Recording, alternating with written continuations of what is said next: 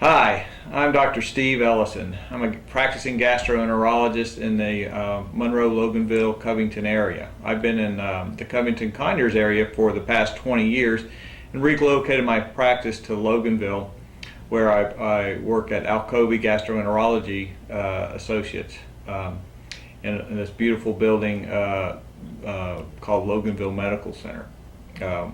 We have just recently built an endoscopy center, which is state-of-the-art, very beautiful, and we're very proud of it.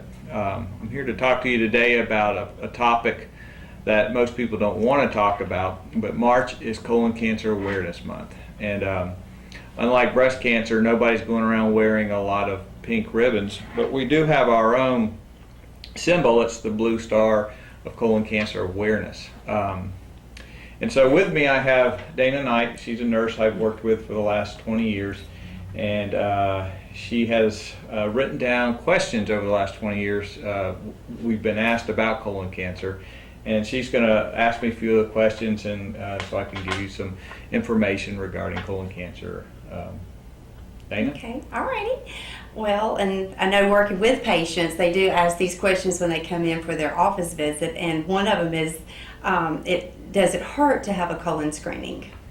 Well, the test for colon screening is a colonoscopy. At least that's the best test. There are several other tests you can have performed, but colonoscopy has become the standard test for colon cancer screening in our country. And the reason is you can prevent colon cancer deaths by up to 90% with a colonoscopy, and no other test comes close to that. But your question was about pain in colonoscopies, and for colonoscopy, patients are sedated. So for the most part, you don't remember anything. Occasionally somebody will wake up during the procedure, and as long as they're comfortable, we don't necessarily knock them back out. And the reason is because most patients enjoy seeing what we're doing, and it helps them understand the procedure, and as long as they're comfortable, we don't. So to answer your question in one, no, it doesn't hurt. Okay. Well, and they also want to know, where are they having this colonoscopy? Does it have to be done in a hospital? No, so that's what I was saying. We have just completed building this endoscopy center here called Clearview Endoscopy Center, and it's a state-of-the-art, beautiful facility that we do the procedures. Now, if you're in the hospital, of course, we do your procedure in the hospital, but going to the hospital is not necessary to have a colonoscopy. Okay. And I know sometimes taking off work is a problem for patients. Do they have to be out of work for a long time? No, so we're always kind of concerned about missing work, especially nowadays with the way the job market is and everything. So the day before the procedure, you have a bowel prep, and if most people are able to do the first part of the prep, which is staying on clear liquids at work, and starting at 4 or 5 o'clock in the evening when they get home is when the prep starts. So you can actually not miss that day. And then the day of the test, of course, you're going to be sedated, and so you do miss that day of work. But the very next day you're able to go back to work. So it's only really one day off of work. And when you're saying sedation, is it put to sleep like you're having a major surgery? No, it's like anesthesia? Right. So we don't use anesthesia except in a rare case. So that's generally not necessary for a colonoscopy. A lot of people use propofol now, which has become somewhat popular, but I've been doing this for 20 years, and most of the physicians that have been trained, at least as long as I've been out, don't use propofol. That's really up to the physician and the patient, whether they want propofol or not. And propofol, the reason I even mention that is it's become a topic lately. Some insurance companies don't cover it, some insurance companies do. What I use is a sedative like fentanyl or Demerol, which are sedatives, and then Versed, which is a relaxant. And with that combination of medicines, most 99.9% of the patients tolerate a colonoscopy just fine. Heavier sedation or general anesthesia is extremely rarely needed for a colonoscopy. And that's what you use to take out like gallbladders and appendix and things like that. And probably the next thing would be a prep. People, I think, scare each other with preps. How bad is the day before? Well, the preps have evolved over the years. Back when I first started, the most popular prep was a gallon of stuff called Colite. And that has gotten better and better over the years. We, at one point, were using a very small volume prep, but that subsequently has been stopped because of some potential kidney damage. That was Fleet's phosphosoda. Now what we're using, it seems to be very popular, is a prep where you mix Miralax, which is a tasteless laxative you get over the counter, with either Gatorade, Powerade, Crystal Light, something like that, in two 32-ounce containers. And you'll take half of it the night before and half of it 4 hours before you come in. The reason for that is, one, patient satisfaction. They don't mind drinking 32 ounces. They don't like drinking a gallon. The other is the quality of the prep, which is extremely important in getting a good exam. So the prep quality goes up with the splitting of the dose, and the patient satisfaction goes up. So that has pretty much become a national standard. Okay, and there's no food that day.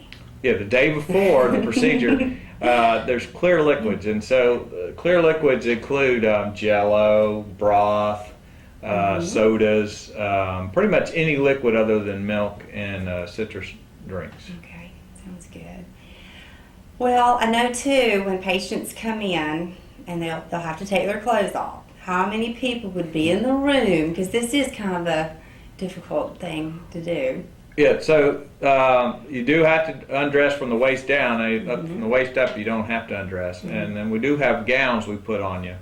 But in the room, we have me and the patient, and then we have an endoscopy nurse or tech, and then a sedation nurse who monitors the patient while the procedure is being done. So only a few people are in the room. They're all nurses or qualified healthcare providers. Okay. Well, is it true that only men need colonoscopies, or is it everybody? Colon cancer is an equal opportunity cancer killer. They're picking on the men. Men and women both get colon cancer relatively equally. There's a slight increase in men, but not enough to where you'd even mention it. So yes, both men and women have to be screened for colon cancer. Well, I know talking to different patients, sometimes they'll come in and they'll say, well, I'm not having any symptoms, so I don't want to have a colonoscopy done. Should they wait till they have symptoms? No, it's like anything. If you're waiting till symptoms occur, then you're probably waiting too late. So the symptom we worry about most is bleeding, rectal bleeding, or blood in your stool. Change in bowel habits, change in the caliber of the bowel habits, are some of the more common ones. But weight loss, anemia, fatigue, all of those are symptoms of colon cancer.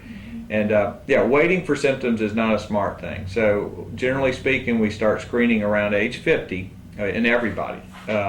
African Americans age 45, because African Americans tend to get colon cancer a little earlier.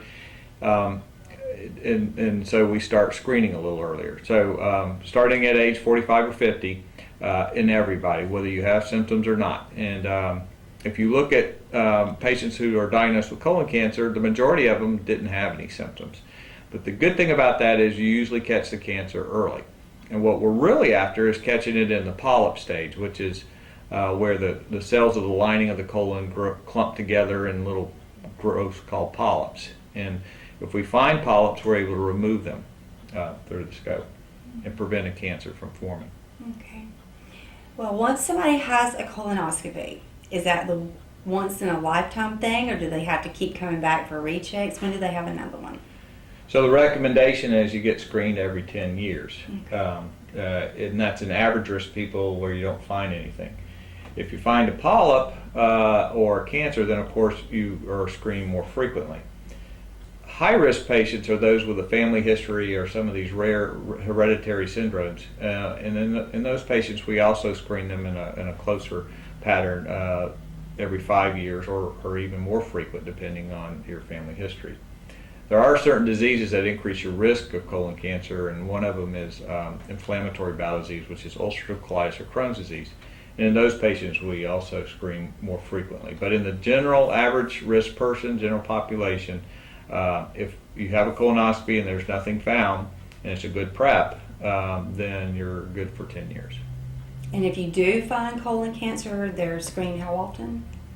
If you find colon cancer, then we can't remove that through the scope, so we send you to a surgeon. They remove the cancer, and then we usually check you in 1 year, and then based on what we find, every 3 years after that. Okay.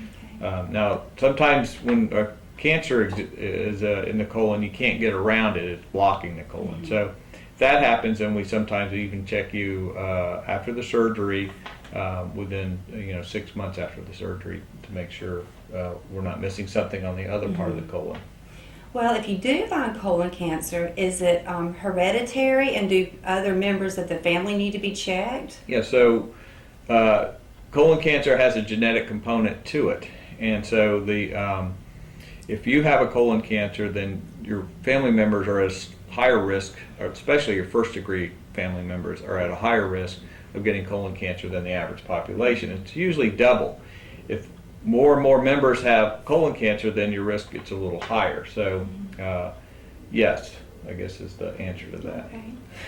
Well, if somebody wants to make an appointment, do they have to have a referral, or can they just call and make an appointment? Yes, that depends on your insurance, and I don't want to get into insurances. So, Medicare patients certainly, I think, don't require a referral from another physician. Yeah, that just depends on your insurance. But yeah, most of the time people can call and we'll be glad to see them.